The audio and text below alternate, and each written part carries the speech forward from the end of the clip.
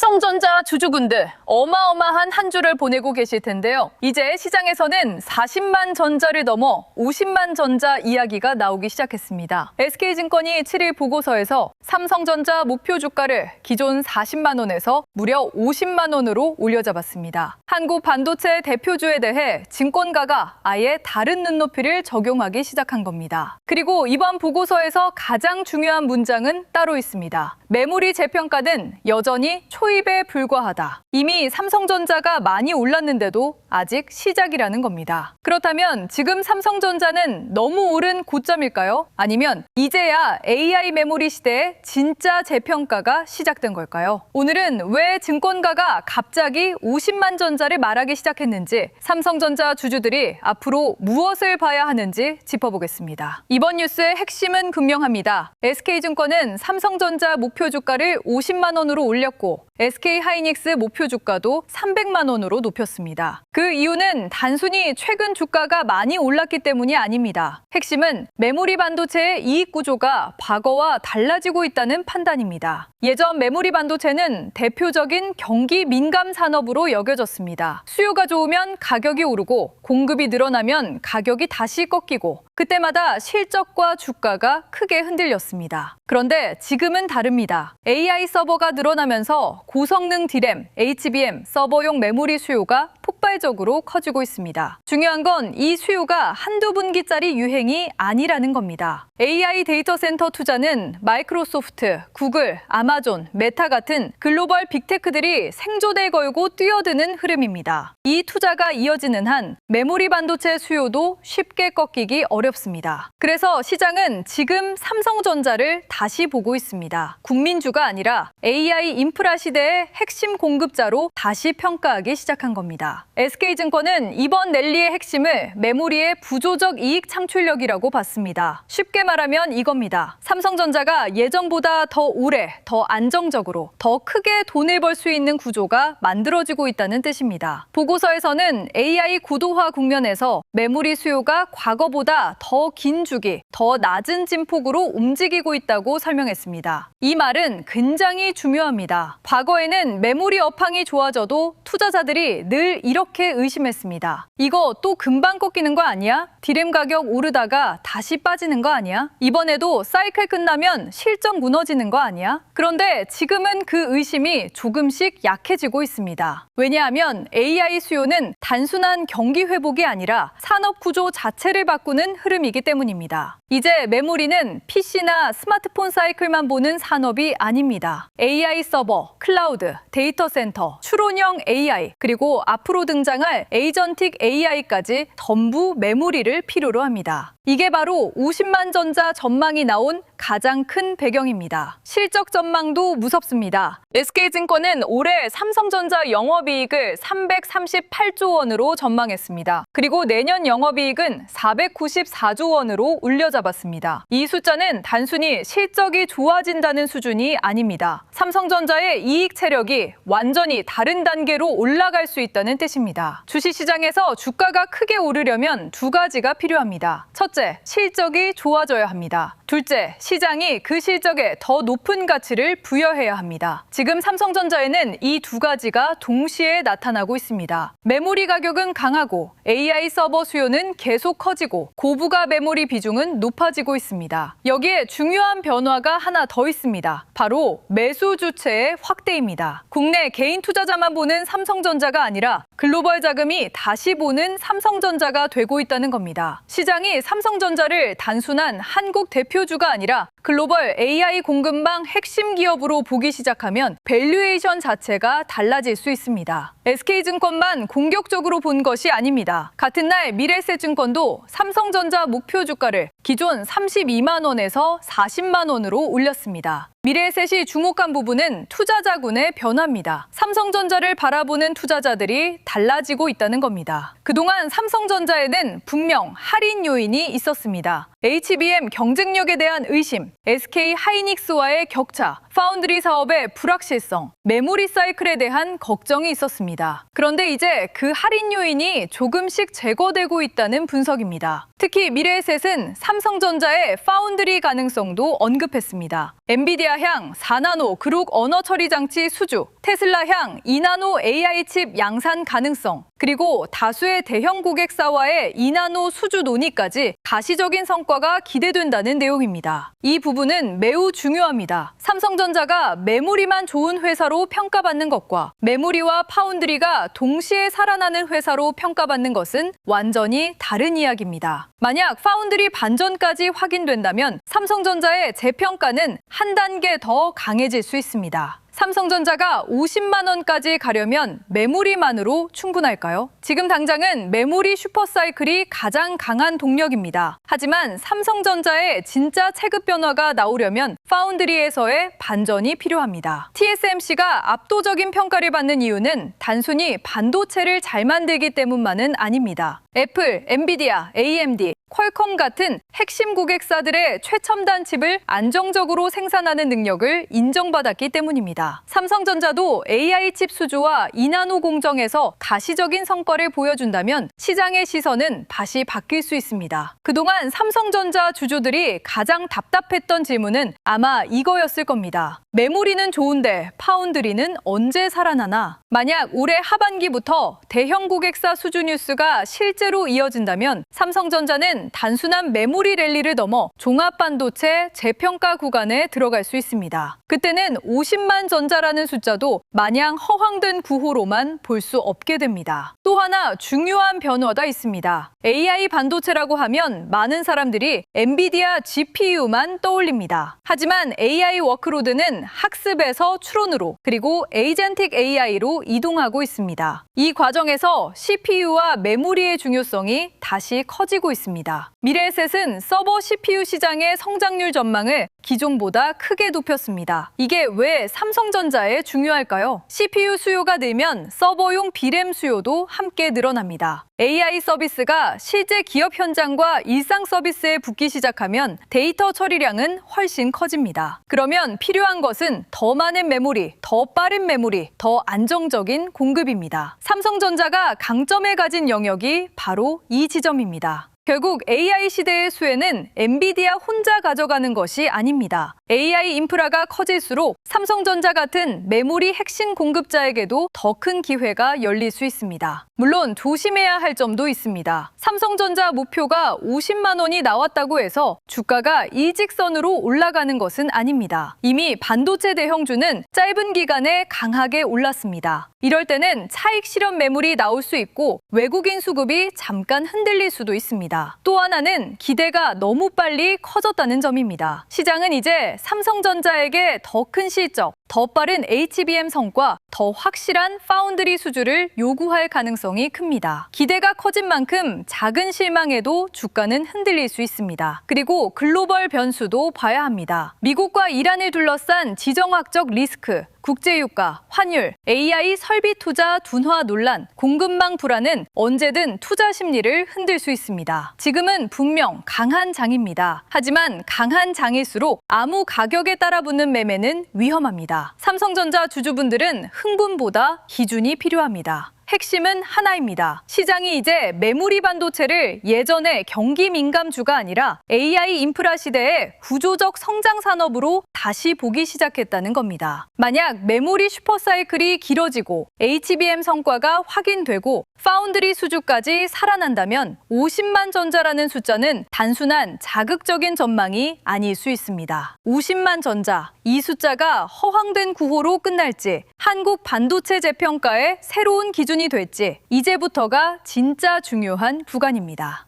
2026년 국내 주식시장은 전례 없는 상승 흐름을 보여주고 있습니다. 6,600선을 넘어선 코스피는 8,000을 향해 순항 중이죠. 그런데 이렇게 좋은 시장에서도 생각보다 많은 분들이 망설이고 있다고 하는데 그 이유는 비슷합니다. 너무 오른 것 같아서 조금만 더 지켜보려고. 문제는 신중한만을 반복하면서 이 전례 없는 기회 그리고 시간이 지나가 버린다는 점입니다. 그리고 지나고 나면 다시 이런 말이 나오죠. 그때 샀어야 했다. 그때 너무 겁먹지 말걸. 그런데 사실 이런 명확한 상승장에서도 개인 투자자들이 망설이는 진짜 이유는 너무 급격히 오른 주식시장 때문은 아닙니다. 진짜 이유는 본인이 확신을 갖고 있는 매매법이 없기 때문입니다. 실제 예를 들어보겠습니다. 낮 시간 동안 업무에 집중해야 하는 직장인이 실시간 돌파 매매를 따라하면 어떻게 될까요? 손절을 잘 못하는 신중한 사람이 짧게 치고 빠져야 하는 반등 매매를 따라하면 어떻게 될까요? 혹시 내가 산 주식이 손실이 나기 시작하면 갑자기 장기 투자로 생각이 바뀐 적 없으신가요? 손실을 인정하기 싫어서 분할 매수를 한 적은 없으신가요? 이런 상황은 매매법의 문제가 아닙니다. 나와 맞지 않는 매매법을 쓰고 있기 때문에 생기는 문제입니다. 요즘 주식시장에서는 아무거나 사도 오른다고 말하는 사람들이 있습니다. 하지만 오히려 상승장일수록 더 조심해야 하죠. 시장에 불이 붙은 만큼 투자자도 쉽게 흥분할 수 있습니다. 이렇게 되면 기회가 와도 수익으로 연결하기 어렵죠. 가장 중요한 건 투자하는 본인이 어떤 조건인지, 그리고 어떤 성향인지, 그리고 여기에 딱 맞는 매매법을 알고 진행하는 겁니다. 그래서 준비된 전자책 2026년 코스피 상승장 개인 투자자 실전 매매법 무료 배포가 시작되었습니다. 이 자료는 단순히 어떤 매매법이 좋다고 말하는 책이 아닙니다. 이 책은 말버릇으로 보는 투자 성향 진단으로 시작됩니다. 예를 들어 너무 오른 것 같다라는 말을 자주 하는 분은 어떤 투자 성향일까요? 그리고 어떤 매매법으로 투자를 했을 때 가장 빠르고 큰 수익을 얻을 수 있을까요? 이렇게 우리가 평소에 무심코 하는 말 안에 우리의 진짜 투자 성향과 습관이 숨어 있습니다. 이 책은 특히 이런 분들께 권해드립니다. 요즘 주식시장을 보면서 뭐라도 해야 할 것 같은데 망설이고 계신 분, 뉴스를 볼 때마다 나만 뒤처지는 것 같아 불안한 분, 너무 오른 것 같아서 계속 기회를 미루고 있는 분, 수익이 나도 오래 가져가지 못하고 손실이 나면 오래 버티는 분, 그리고 이번 상승장만큼은 제대로 수익을 만들어보고 싶은 분, 이 자료는 꼭 한번 읽어보셔야 합니다. 상승장은 지나고 나서야 그때가 기회였다는 걸 알게 되는 경우가 많습니다. 다들 말합니다. 그때 조금만 더 빨리 살 걸. 그때 괜히 흔들려서 팔지 말 걸. 하지만 지금은 아직 내 기준을 마련해서 이 상승장에 참여할 기회가 남아있는 시장입니다. 그리고 준비된 사람에게는 단순한 뉴스가 아니라 실제 수익의 기회가 될 수 있습니다. 6가지 실전 매매법에는 내 투자 성향을 빠르게 진단하는 방법, 나에게 맞는 매매법을 고르는 기준, 시장 상황, 그리고 섹터별로 어떤 방식이 유리한지, 목표 수익률은 어떻게 잡아야 하는지, 그리고 어떤 습관이 투자를 위험하게 만드는지까지 담겨져 있습니다. 초보 투자자라면 반드시 1회독 이상 해보시길 권장드리며 이미 투자 경험이 있는 분들도 지금 내가 정말 나에게 딱 맞는 매매를 하고 있는지 꼭 한번 점검해 보시길 바랍니다. 이 책은 우리 채널의 구독자분들께 무료로 배포하고 있으며 현재 영상 아래 더보기란의 신청 페이지에서 암호를 입력 후 바로 다운로드가 가능합니다. 암호는 신풍제약입니다. 본 자료는 투자 참고용이며 투자의 판단과 책임은 본인에게 있습니다.